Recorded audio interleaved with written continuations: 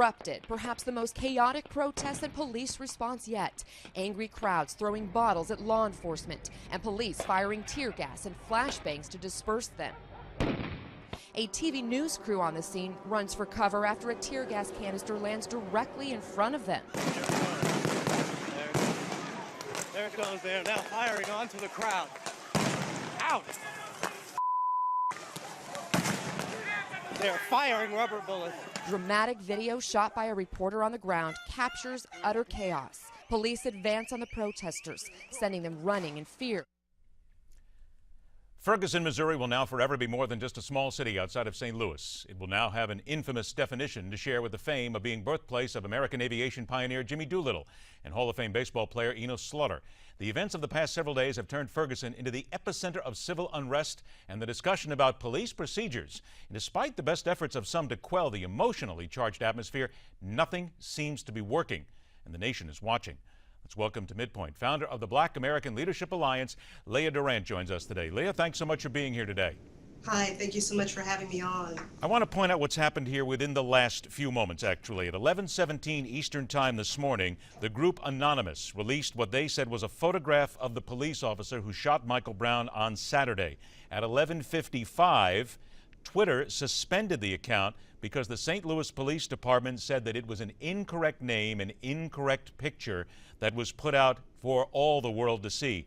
We also just heard a soundbite coming in of people saying the police were firing on the crowd, when in essence, these are flashbangs that go off to frighten people to get away from an area. It's not as if it's gunfire. Is this not all part of what we need to do at this point, is to everyone take a breath and stop for a moment, because the emotionally charged situation that we're in right now can only lead to more violence and potentially to more deadly shootings?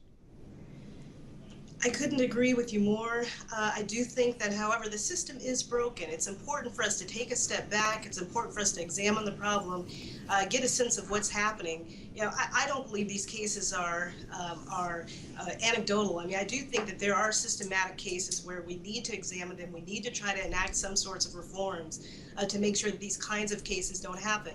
Now, that's not to say that all police engage in brutal tactics or in police brutality or excessive force, because we know that's not the case.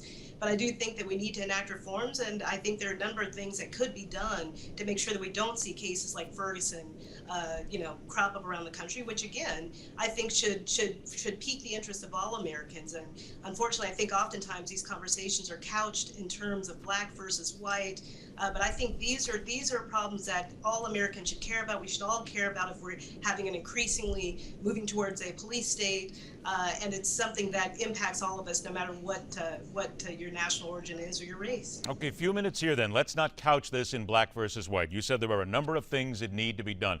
Give us the first two or three that absolutely must happen right now and are doable. Absolutely. I think we need training, and we need police training to help police to learn to de-escalate a situation. You just wonder what would have happened in this case had that have been had these tactics have been put into place. I think we also need training for the public as well, right? I mean, what would have happened if Mr. Brown and his friend had have just gotten onto the sidewalk like the police asked them to do? I think that's very important. I think we need standards in place to give the public more control over what is police brutality, what is excessive force. I think we've got a wild west sort of standard out there right now that varies from locality to locality, and I think we need to give the public more say with regard to what excessive force actually is. And I think we need to change the consequences. Right now, the consequences to these cases are very minimal. We only see 99% of cases actually being prosecuted in states like Missouri, only 1 in 3 cases federally. That's not good for anybody. So I think these reforms need to be put in place, and I think it'll be good for all Americans. Would you not agree, though, and again, you use the word militarize, and many people use that when it comes down to these situations. I've talked to a number of people in law enforcement.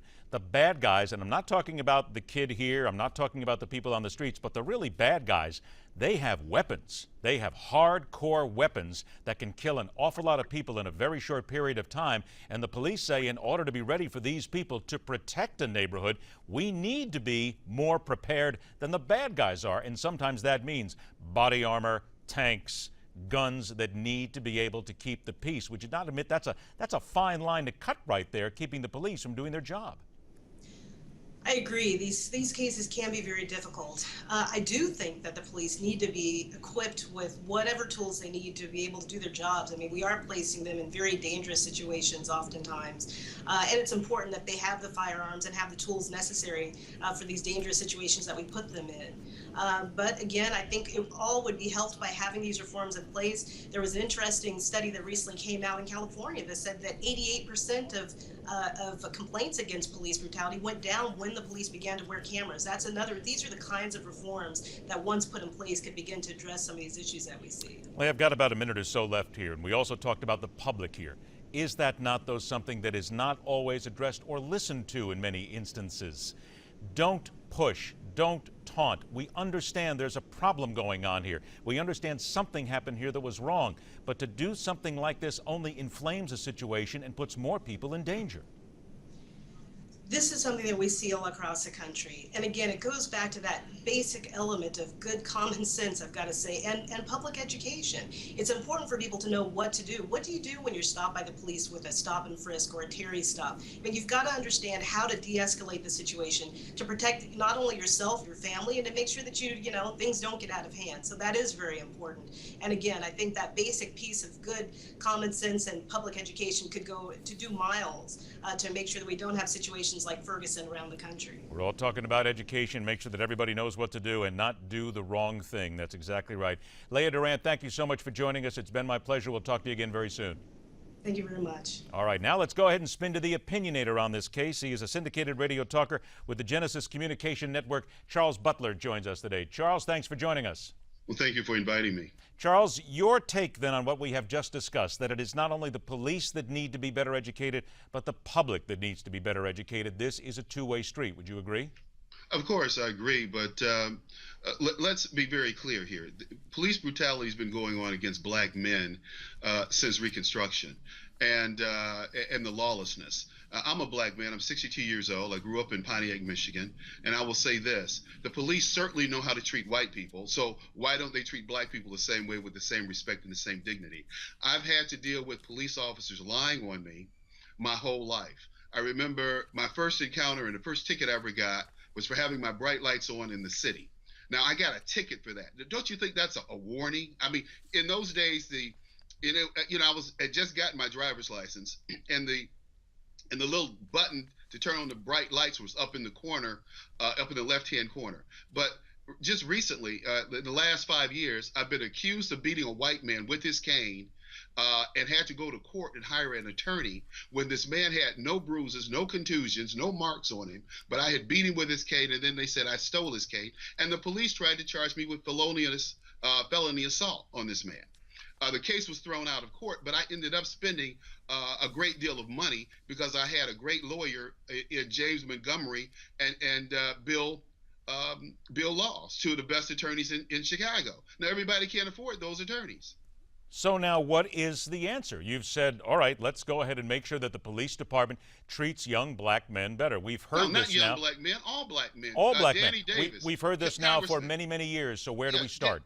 Danny Davis, my congressman here in Illinois, he was in a car with 4 elderly black gentlemen like himself, 65 and over. He was pulled over and harassed by the cops even after he identified himself as a congressman. But Danny, like a lot of black people, because the situation didn't escalate, he tried to drop it. And it was only because you had fighters like Jim Montgomery and Judge Pincham who forced him to file a police complaint did he file a police complaint. This happens to law-abiding, well-heeled black Americans all the time.